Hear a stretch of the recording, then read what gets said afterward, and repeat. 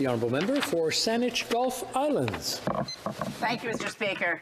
I rise today in adjournment proceedings to pursue a question that I originally asked late last year. The question was asked in, now I'm trying to remember what date the question was. The question was asked in advance of the Conference of the Parties, which took place in Poland in the month of December. So sometime in November, I asked a question in a question period of the Prime Minister, and it relates to the urgent warnings of science from the Intergovernmental Panel on Climate Change and their special report on 1.5 degrees Celsius that was issued on October 8th, 2018.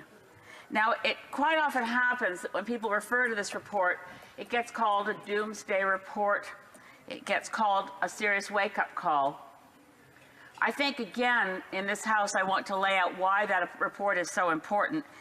It said that the IPCC was asked, Mr. Speaker, by the negotiating countries in Paris at COP21. The IPCC was asked, tell us, science and the best advice we can get, what's the difference in impacts between allowing global average temperature to increase to 1.5 degrees and what the impact is at 2 degrees? Because the Paris negotiations had landed on 1.5. The goal is to avoid global average temperature going above 1.5 degrees Celsius. But then there's some secondary language, or at least as far below 2 degrees as possible. So, important question, what's the difference between 1.5 and 2 in terms of impacts? And secondly, a critical question, which is why this was not a doomsday report. Can we still hold to 1.5 degrees Celsius? And the advice from the Intergovernmental Panel on Climate Change was that 2 degrees is far too dangerous. There is no point in speculating, do we hold to 1.5 degrees or just stay below 2 as best we can? No, we've been told very clearly by science that if we want to survive as a human civilization, if we want our children to have any kind of quality of life at all, and even worse, if we want to avoid those runaway global warming scenarios that lead to extinctions, including our own, we have one chance, and it's to hold to 1.5 degrees. The second part of the report, which is why it isn't doomsday, is that they say we still can, but it will require Herculean efforts, transformative changes that are not transitions that are over time. They are now. The change is needed now. We're in a climate emergency. So when I asked the Prime Minister if we were prepared to improve our targets to show global leadership, because the Intergovernmental Panel on Climate Change report said clearly to us, community of nations, greenhouse gas reductions must meet 45% below 2010 levels by 2030, or it will be too late to save yourselves. It wasn't a gray area. It was now or never. Unfortunately, although I begged this government to improve the target we currently have, which is the same target put in place in May 2015 by the Harper Conservatives, to show leadership, to go to COP24 in Poland with Canada leading the world to a new pathway. Unfortunately, the Prime Minister's answer was that we're working hard, he said, to meet our 2030 targets. Those are the ones I just mentioned, Mr. Speaker, the ones put in place by Stephen Harper. They are wholly inadequate to save ourselves. So when I went to COP24 in Poland, there wasn't global leadership from industrialized countries. Canada still needs to take up that challenge. All nations on Earth must reduce greenhouse gases far more rapidly than is currently planned. Honourable Parliamentary Secretary. Mr. Speaker, I'd like to begin by emphasizing that our government does know the importance of taking concrete measures to reduce emissions and combat climate change. In fact, our plan includes over 50 concrete measures from policies, regulations, standards, and investments to achieve our goal. Last year, the Intergovernmental Panel on Climate Change released its special report on the 1.5 degree temperature increase. The report makes it clear that we are the last generation to be able to prevent the worst climate change impacts. The Paris Agreement is key to global efforts to limit warming to that 1.5 degrees Celsius.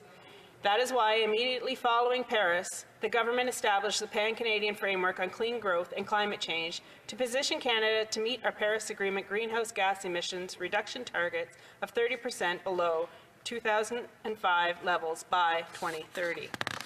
A landmark achievement of the Pan-Canadian Framework is the first climate change plan in Canada's history to include joint and individual commitments by federal, provincial, and territorial governments, and to have been developed with input from Indigenous peoples, businesses, civil society, and Canadians from coast to coast to coast. As I mentioned, the Pan-Canadian Framework outlines over 50 concrete measures to reduce carbon pollution, help us adapt and become more resilient to the impacts of a changing climate, foster clean technology solutions, and create good jobs that contribute to a stronger economy. I'm pleased to say that we have covered a lot of ground since launching the framework, and we are starting to see the results.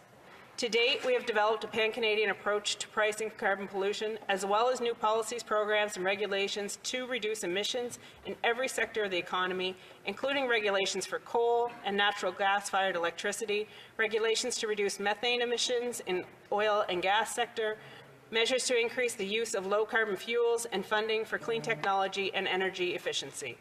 As reported in Canada's most recent greenhouse gas emissions projections from December 2018, Canada's GHG emissions in 2030 are expected to be 223 million tonnes lower than projected prior to the adoption and implementation of Canada's action plan.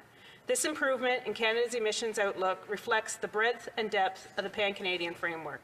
Additional reductions will come from measures including investments in green infrastructure, public transit, clean technology, and innovation, as well as future actions by federal, provincial, and territorial governments. Full implementation of the policies and programs under the Pan-Canadian Framework will allow Canada to meet its 2030 target and position Canada to set and achieve deeper emission reduction targets beyond 2030 as required by the Paris Agreement. As the honourable member from Saanich Gulf Islands knows, Canada remains steadfast in its commitment to the Paris Agreement, including its full implementation. She saw firsthand, as part of the Canadian delegation to COP24 in December, alongside the honourable members from Repentigny, Edmonton, Westaskin, Rosemont-La Petite Patrie, Parkdale High Park, and Vancouver Quadra. Thank you, Mr. Speaker. The honourable member for Saanich Gulf Islands. I'm afraid the honourable member for Saanich Gulf Islands does not know very well that this government is committed to the Paris Agreement, because the 2030 target, which keeps being repeated as what this government is committed to achieving, is inconsistent with the Paris Agreement. The 50 concrete steps by the Government of Canada are wholly inadequate to preserve life on this planet, to protect our children. We cannot be incremental. We cannot tweak around the edges. We are in a climate emergency. We must plan the end of dependence on fossil fuels and cutting them in half by 2030, not the reductions currently planned, which we have not even got a plan in place to meet. Fortunately, there are things we can do. We must do them, and I urge this government to meet its own rhetorical heights and actually plan for human survival. We are in a climate emergency. We cannot any longer accept pablum and half measures. The Honourable Parliamentary Secretary. Mr. Speaker, Canada will continue to take a leadership role to tackle climate change and grow a cleaner economy. We understand the huge economic opportunity of clean growth, and we want to leave a cleaner, healthier planet for our kids and our grandkids.